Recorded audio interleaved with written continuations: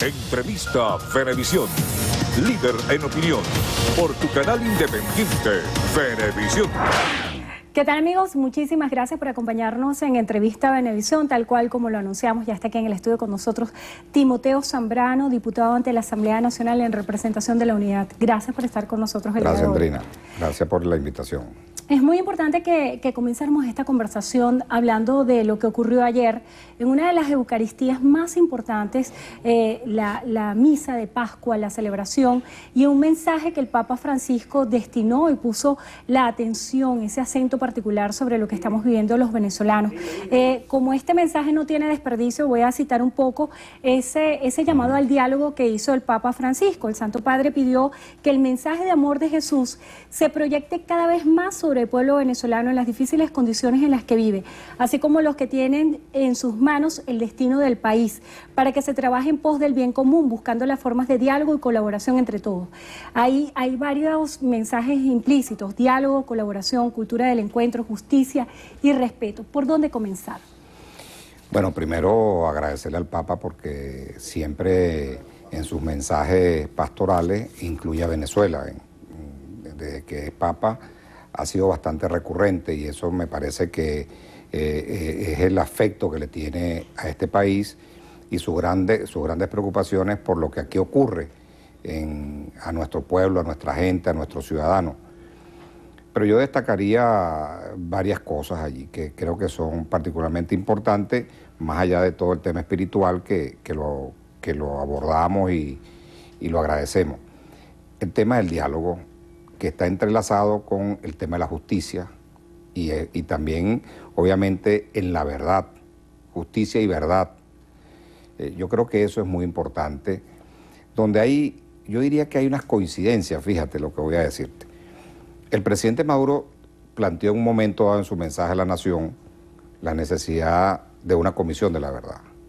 Nosotros le respondimos: una comisión, no anclarnos en el pasado solamente, sino que, claro, que marchemos hacia una comisión de verdad y justicia, en donde nos permita buscar el camino de la reconciliación en todo este tema político tan importante, presos políticos, nuestros exiliados, etcétera, y eso pasa necesariamente por un diálogo institucional, es decir, entre la Asamblea y el gobierno nacional o los factores del gobierno.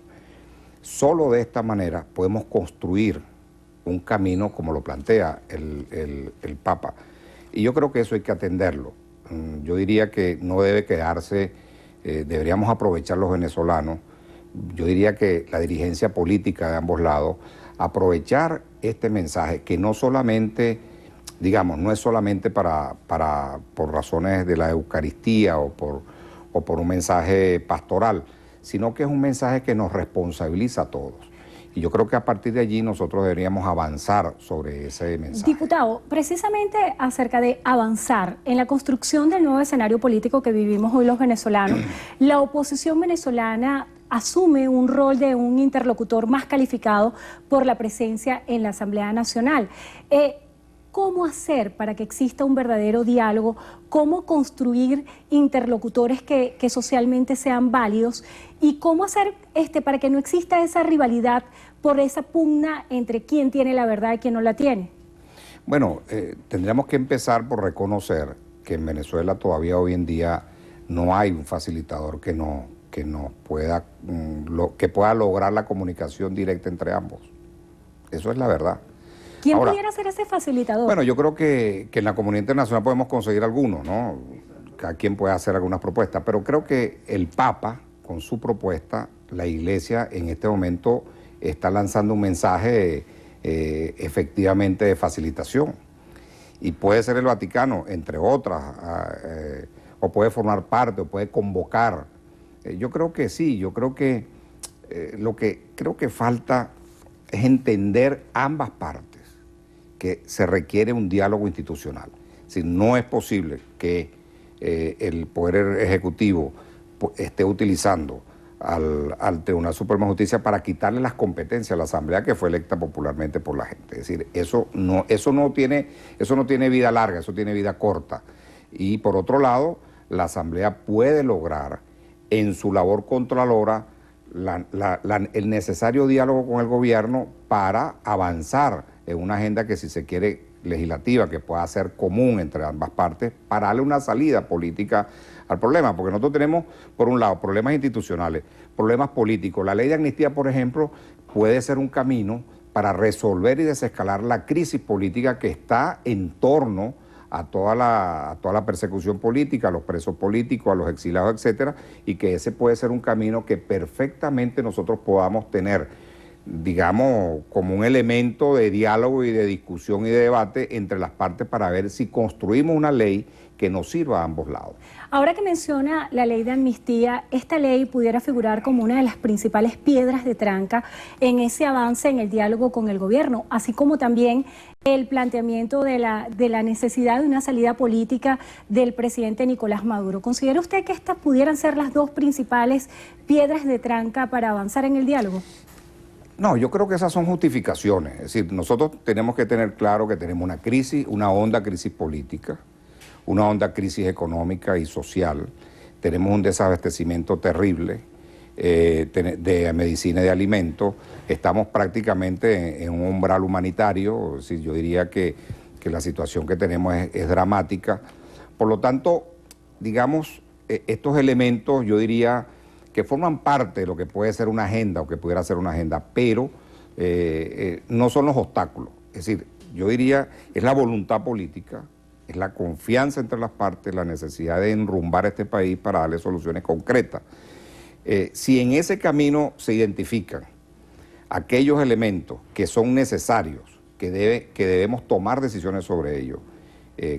Tú decías, por ejemplo, la salida de Maduro. Bueno, si el presidente Maduro entiende y el mundo nacional, es decir, el país, entiende que esa es una salida, bueno, él tendrá que tomar su decisión, si no tendremos que establecer los mecanismos que nos da la Constitución. La ley de amnistía, bueno, es que la ley de amnistía es una competencia realmente de la Asamblea. Yo lo que digo es que, bueno, que pudiéramos trabajar de manera conjunta, ese es un mecanismo para avanzar, para darle una salida a la crisis política. Lo que no puede ser es que estemos estáticos, es decir, el gobierno no avanza en absolutamente nada, no toma decisiones políticas y económicas importantes, tenemos una inflación que nos está matando. Bueno, lo que ya hemos dicho, es decir, eso da para varios programas. Diputado, hablando del escenario de Venezuela ante el mundo, la visita del presidente Barack Obama a Cuba y a Argentina hace una renovación de la postura de Washington ante estas naciones. Este cambio político, ¿de qué manera puede impactar a nuestro país y cómo se pudieran reconfigurar las fuerzas de distintos factores que hasta ahora han sido aliados de Venezuela? No, yo creo que esas alianzas van a continuar. Sí, yo creo que las alianzas no... Digamos, este barajo que hay en la región geopolíticamente es muy importante.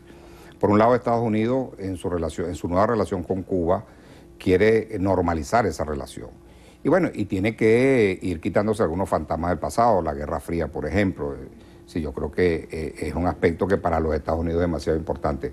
Por lo tanto, Cuba también tiene su fantasma, quiere resolver el problema del bloqueo, quiere resolver el problema económico. Venezuela le viene aportando más o menos por año unos 14.000 millones de dólares, cercano a los 14.000 millones de dólares, y ya eso no es posible.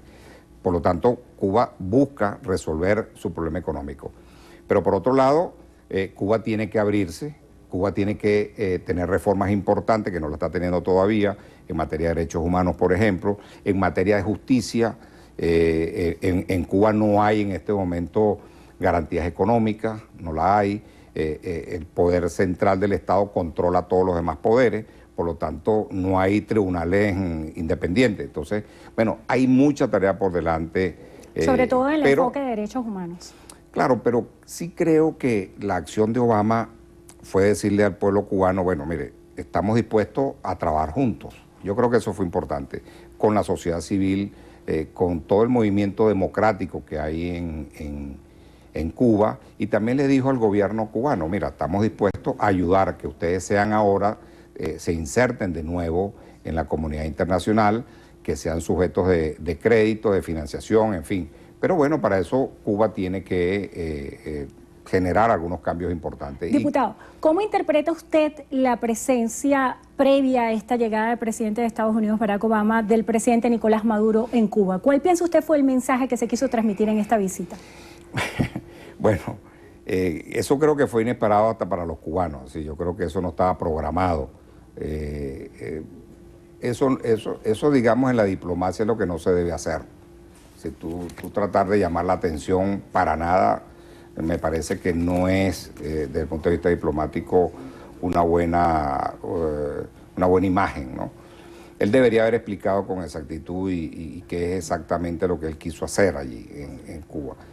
Obviamente, por la propia declaración de Raúl Castro, creo que el punto central de la agenda de esa ida del presidente Maduro a Cuba fue alguna petición expresa que le hizo a Raúl Castro para que lo tocara con el presidente Obama, que el propio Raúl después dijo que no hubo tiempo, que no lo pudo complacer y tal. Entonces, bueno, ahí te quedas tú en, bueno, ¿qué ocurrió allí?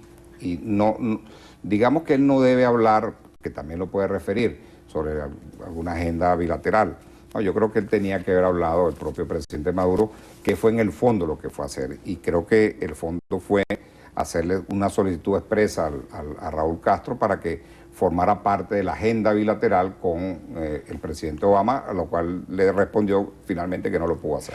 Diputado, también hay otros actores que internacionalmente se han pronunciado sobre el caso de Venezuela. El canciller de Rusia, Sergei Lavrov, da unas declaraciones impactantes cuando decía que desde el exterior se estaba intentando, palabras más, palabras menos, acabar con Venezuela. Esto de alguna forma viene a sustentar la hipótesis que siempre se ha mantenido por parte de distintos voceros del Ejecutivo Nacional, que hablan de una guerra económica contra Venezuela liderada desde el exterior.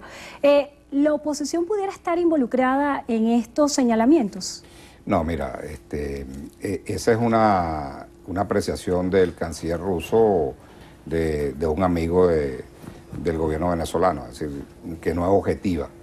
La verdad que hablar de guerra económica, cuando tú ves los indicadores económicos que hay en Venezuela, no se necesita ser un gran economista para entenderlo. Es decir, la guerra económica es la inacción, es decir, la inacción del propio gobierno, los ajustes que debería hacer el gobierno, y eso ha generado todo este caos, un modelo que no funciona. Es que el problema es que el modelo no sirve. Entonces hay que cambiar el modelo, el gobierno no está dispuesto a cambiarlo, por lo tanto hay que cambiar al gobierno. Diputado, mañana hay sesión en la Asamblea Nacional. ¿Qué se espera para estos días? Bueno, está planteada la ley de amnistía, está planteada también en segunda discusión de la ley de la misión vivienda, en fin, hay materia importante que vamos a ver en los próximos días. Y nosotros estaremos haciendo seguimiento. Muchísimas gracias al diputado Timoteo Zambrano, representante ante la Asamblea Nacional de la Unidad. Gracias por estar con nosotros hoy en Entrevista Venevisión. Gracias a ti.